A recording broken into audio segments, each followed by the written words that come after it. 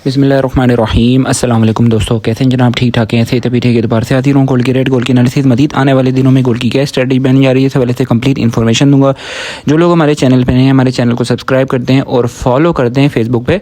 तो जनाब इस वक्त इंटरनेशनल मार्केट बढ़ गई है और 4206 4206 के दरमियान इस वक्त इंटरनेशनल मार्केट चल रही है।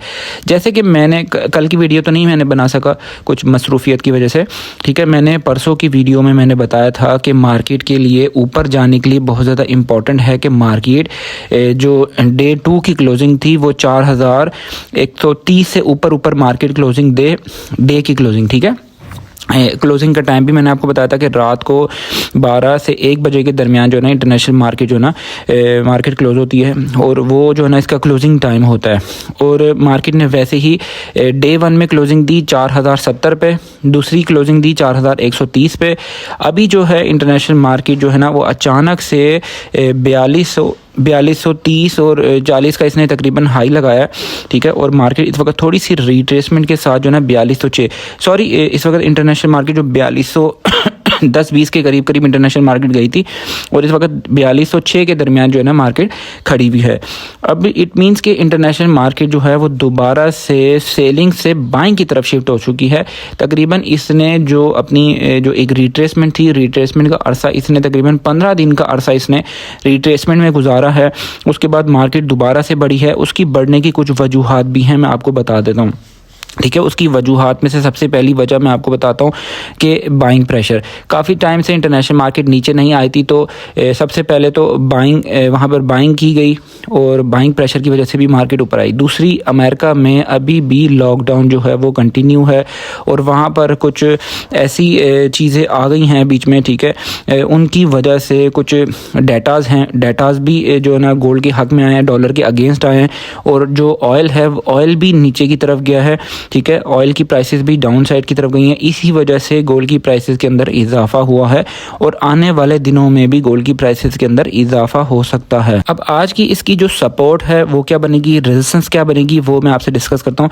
इस वक्त जो इसकी सपोर्ट बनती है वो 4180 4190, ठीक है, ये इसकी सपोर्टें बनती हैं। जबकि इसकी रेजिस्टेंस बनती है इंटरनेशनल मार्केट की 4025 और 4030 4035, ये इसकी रेजिस्टेंस एरियाज बनते हैं। लेकिन अगर मार्केट 4030 और 25 के दरमियान जाके मार्केट स्टे लेती है और तकरीबन 5 बजे के बाद भी इंटरनेशनल मार्केट इन्हीं लेवल्स पर रहती है तो मार्केट के मज़ीद बढ़ने के इम्कानात भी हैं।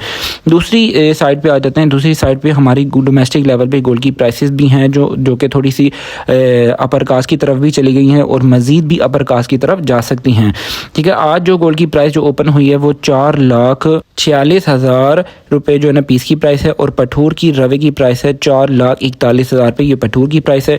और 22 कैरेट फी तोले का रेट है 4,08,000 रुपये और 21 कैरेट फी तोले का रेट है 3,95,000 रुपये। चांदी का जो लोकल चांदी का रेट है उसके अंदर भी इजाफा हो गया, 200 रुपये का इजाफा हो गया, 6,700 रुपये लोकल चांदी का रेट है।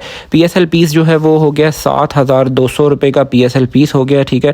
और इस वक्त इंटरबैंक में डॉलर का रेट है 280.75 पैसे। स्टॉक मार्केट इस वक्त चल रही है 1,60,760 पॉइंट्स पर स्टॉक मार्केट चल रही है। और अगर बात करें पेशावर में पके तोले की, तो इस वक्त जो पेशावर में पके तोले का रेट है वो 4,55,000 रुपये पेशावर में पके तोले का रेट है। अच्छा, सजेशंस के हवाले से सजेशन मैंने आपको उस टाइम नहीं दी, ठीक है, पहले रेट्स आपसे डिस्कस कर लिए। सजेशन मैं आपको देता हूँ कि इस वक्त जो मेरी जो एक असेसमेंट है वो यहाँ पर है कि आपने स्टे लेना है, यहाँ पर फ़िलहाल सेलिंग की तरफ नहीं जाना। मैं एक फ्यूचर प्लानिंग की तरफ आपको मैं थोड़ा सा इशारा दे देता हूँ कि हमेशा गोल्ड के जो प्राइसेस हैं जो एक अपनी लेवल को, हाई लेवल को टच करती हैं और मार्केट की प्राइसेस जो है ना दोबारा से उसी लेवल पे जो है ना मार्केट दोबारा से जाती है। ये तो एक बात हो गई, ये एक आम सी बात है। गोल्ड की प्राइसेस जिन हाई लेवल पे टच करती है उसको दोबारा से मार्केट ज़रूर टच करती है, चाहे उसमें थोड़ा सा टाइम लगे या थोड़ा सा साल का टाइम भी लगे। आजकल गोल्ड की जो डिमांड है वो इस वजह से भी बढ़ रही है क्योंकि लोगों की जो एक कह लें कि करेंसी के ऊपर से एतबार जो है ना वो हट गया है।